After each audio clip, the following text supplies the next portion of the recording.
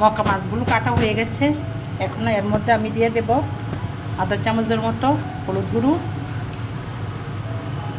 দিয়ে দেব নুন, দিয়ে দেব মরিচ বাটা,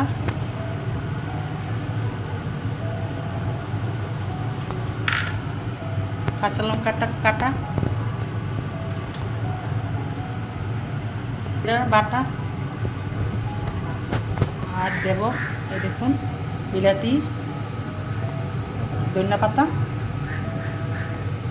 আপনারা জন্য কি বলেন আমি জানি না, কিন্তু আমাদের দেশে বিলাতি, ধনিয়া পাতা, ঝিঙা কেটে রেখেছিলাম, এগুলো দিয়ে দিচ্ছি।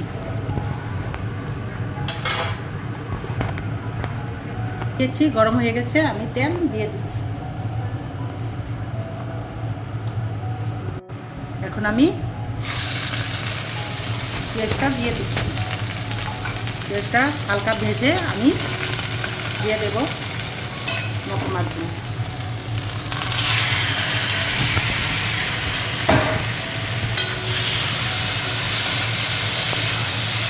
এগুলোকে হালকা ভেজে তারপর দিয়ে দেবো ঝোল।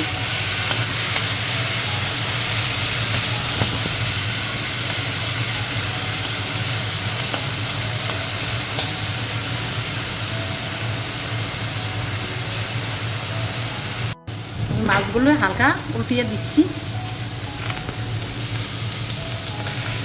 ঝিঙাগুলো সিদ্ধ হয়ে গেছে দেখুন। এখন আমি এগুলোর মধ্যে ঝোল দিয়ে দেব।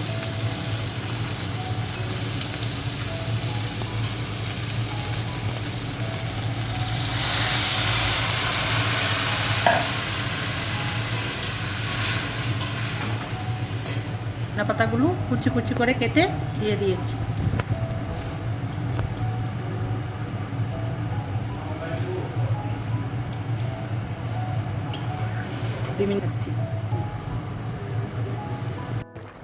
আমার রান্নাটা কমপ্লিট হয়ে গেছে।